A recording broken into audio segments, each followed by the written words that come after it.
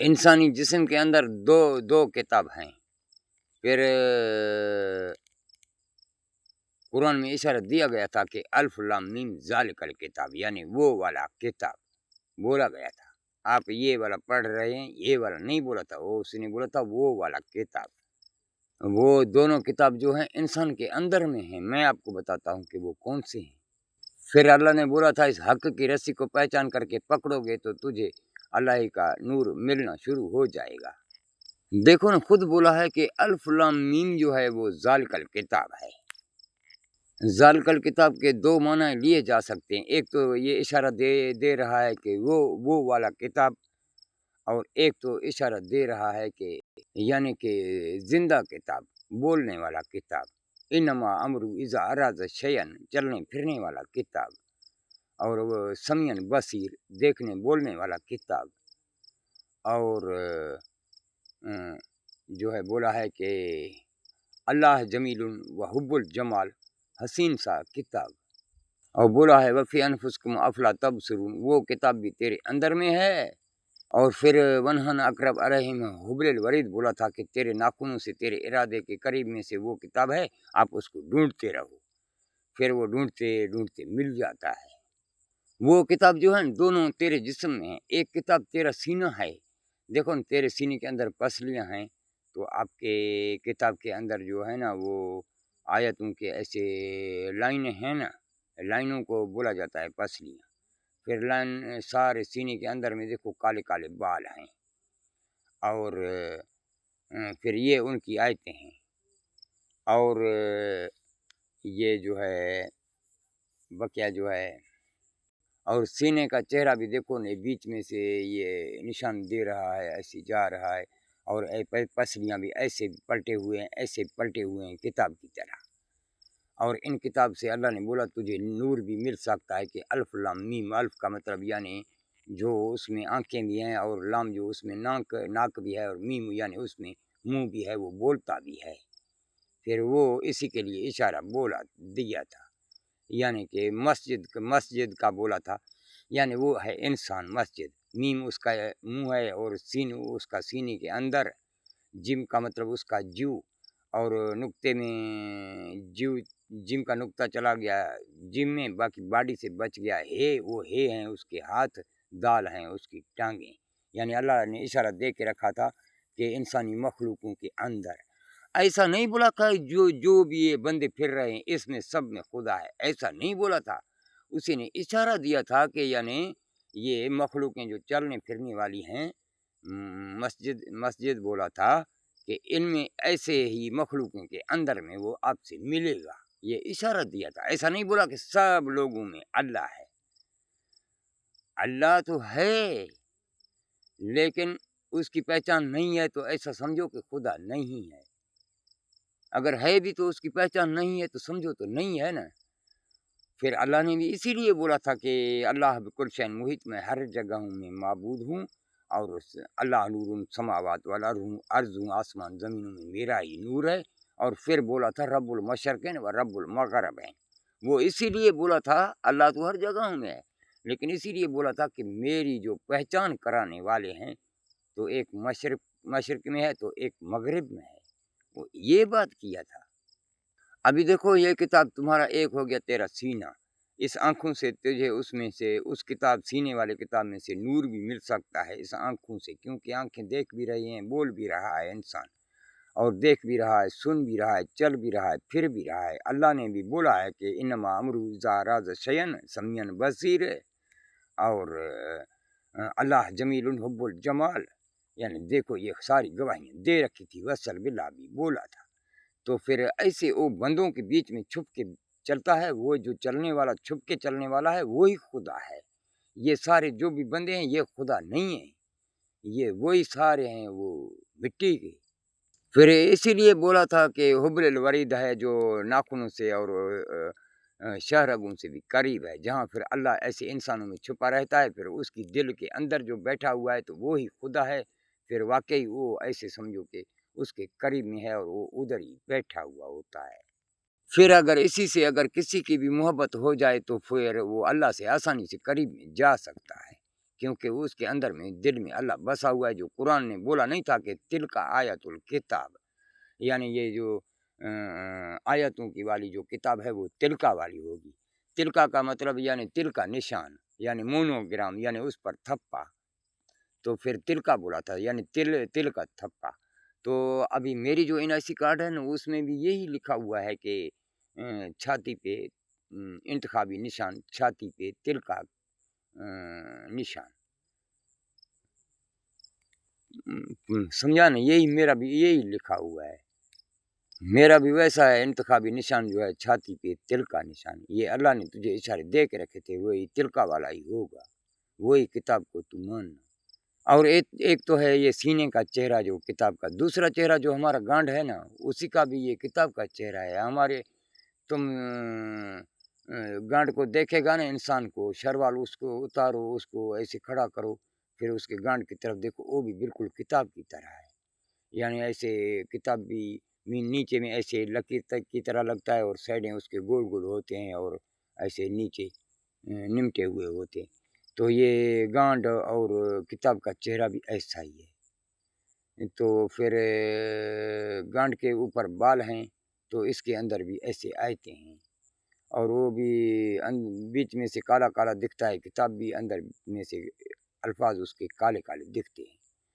تو پھر یہ جب پھر اگر گانڈ بھی ایک کتاب ہے. پھر اس کتاب جو ہے نا، یہ ہم جو کتاب کو چلاتے ہیں تو یہ گانڈ سے نکالا گیا ہے، گانڈ کی صورت سے. دیکھو نا ہماری گانڈ کی طرح ہے. یہ کتاب کو کھلا کر کے رکھے گا نا، آدھا کر کے، آدھا اس طرف آدھا اس طرف کھلا کر کے رکھو، گانڈ کی صورت لیتا ہے ہمارے گانڈ کی طرح. تو پھر گانڈ کے اندر گند ہے. تو پھر اگر یہ کبھی بول بھی پاتا ہے، گانڈ بول پاتا ہے بندوں کے بیچ میں یا تنہائی میں، تو پھر اس کے بولنے کی کوئی بات تجھے سمجھ میں نہیں آئے گی. کیا کیا بولا، خالی ایسی آواز لگائے گا. تو یہ مولوی بھی وہ ہیں مولوی. دیکھو یہ لاؤڈوں میں بس بولے گا ایسے، اعوذ باللہ من الشیطان الرجیم، بسم اللہ الرحمن الرحیم، الحمدللہ رب العالمین، الرحمن الرحیم، مالک یوم الدین، ایاک نعبد و ایاک نستعین، اهدنا الصراط المستقیم، صراط الذین انعمت علیہم غیر المغضوب علیہم ولا الضالین، آمین. قل هو اللہ احد، اللہ الصمد، لم یلد ولم یولد. ایسے پڑھے گا. تو جیسا کہ بکری نے پلڑا کو کھایا. تو پھر اس کی بات لاؤڈوں میں تجھے سمجھ میں نہیں آئے گی، صرف اس کا باشور سمجھ میں آئے گا. تو یہ گانڈ سے جو آواز نکلتا ہے وہ بھی اس کی بات سمجھ میں تجھے نہیں آئے گا، صرف بس آواز سننے میں آئے گا. اور یہ بولتے ہیں بھی گند، اس سے نکلتا ہے گند. تو اس کے معاشرے میں بھی سارا گند ہے، مولویوں کے معاشرے میں. یہ وہ گانڈ والے کتاب کے سائڈ سے چلتے ہیں. اور نماز کے ٹائم میں بھی ان کا جو مرتبہ ہے وہ گانڈ والے کتاب کا زیادہ کرتے ہیں، کیونکہ اللہ نے بولا ہے کہ سینے میں میرا گھر ہے، میں ونہن اقرب علیہم حبل الورید ہوں. سینے میں میرا گھر ہے اور دل میں رہتا ہوں، آنکھوں میں ہی میرا نور ہے. تو یہ چیزوں کو مولوی جھکا دے گا، اپنے پیٹ میں جو نار ہے اس کو اوپر کر دے گا، اور اپنے کتاب کو بھی اوپر کر دے گا، کہ یہ بتا دے گا کہ میرے جو کتاب کا مرتبہ اوپر ہے. اور اس طرف سے دکھ رہا ہے جانور کی طرح، جیسا جانور کے آگے پیچھے کے پاؤں زمین پہ کھپے ہوئے ہیں اور پھر منہ ڈالتا ہے گھاس میں، تو یہ منہ ڈالتا ہے سجدے میں، بالکل جانور کی طرح ہے. اور ان کے کتاب کا بھی یہی چہرہ ہے جس پہ چلاتا ہے.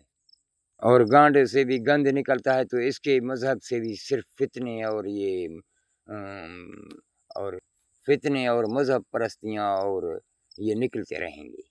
گند معاشرے میں پھیلتا رہے گا ان کے کتاب سے. جھکنے کے وقت بھی اللہ کے جگہوں کو نیچے جھکا دیتے ہیں اور اپنے کتاب کو اوپر کر دیتے ہیں. جو سجدے میں گانڈ کو مرتبہ دیتے ہیں نا، پھر اس کو اللہ نے بولا ہے کہ 19 کو بولا ہے ابلیس، 19 سے نکالا ہے ابلیس. یہ 19 کا جو پیچھے سے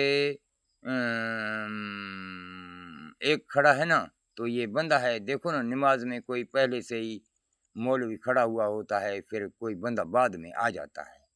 تو ابھی پہلے سے وہ جو سجدہ دے رہا ہے، جس وقت سبحان ربی الاعلیٰ پڑھ لیتا ہے، تو پھر سبحان ربی الاعلیٰ کے ٹائم میں دیکھو نا اس کا گردن جو ہے ایسا ٹیڑھا ٹیڑھا بالکل پیچھے کی طرح ہے، اور وہ تھوڑا پتلا بھی ہے گردن، اور پھر گانڈ جو ہے تھوڑا موٹا ہے، پھر وہ اوپر دیکھتا ہے گول گول.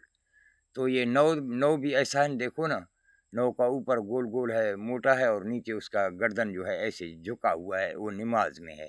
ابھی وہ پیچھے جو ایک ہے وہ پیچھے سے آ کے اس کا دوسرا بندہ کھڑا ہوا ہے۔ ابھی دیکھو یہ نو اس کے آگے جو پیچھے آ کے کھڑا ہوا ہے بندہ، اس کے سامنے یہ نو کا دیکھو گانڈ حاضر ہے کہ نہیں ہے؟ یعنی یہ گانڈ کو حاضر کرنے والے، اس گانڈ کی حمد کرنے والے، اسی کو اللہ نے بولا ہے ابلیس۔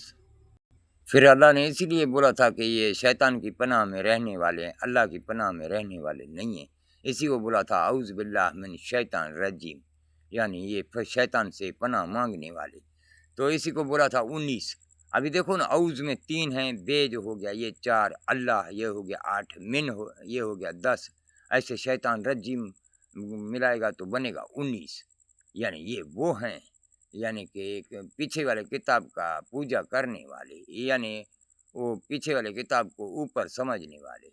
یعنی یہ جب بھی جا کے مٹیوں سے جھکے گا نا، پھر چاہے مندروں میں جھکے، چاہے گرجاؤں میں، چاہے چرچوں میں، چاہے مسجدوں میں، ابھی مٹی کے مسجد میں یا مٹی کے کوٹھے میں جا کے جھکتا ہے تو اس کے آگے تو مٹی کا دیوار ہے نا، یعنی کچھ بھی نہیں ہے نا، کوئی زندہ مخلوق تو نہیں ہے نا، تو وہاں پہ مٹی ہے، اس طرف میں یہ اپنا منہ مارے گا، اور جو پیچھے زندہ مخلوق ہیں ان کے طرف اپنا گانڈ کھڑا کرے گا، پھر سجدے میں جائے گا، گانڈ کو حاضر کر کے کھڑا ہوگا۔ یہی ہے ان کا دین ہے۔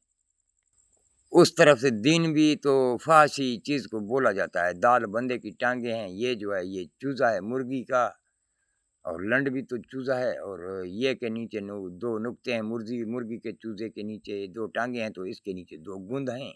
نون کا مطلب نطفہ، ٹانگوں میں چوزا ڈالے گا تو پھر آخر میں نطفہ بھی تو ٹھوکے گا نا، اسی کو بولا جاتا ہے دین۔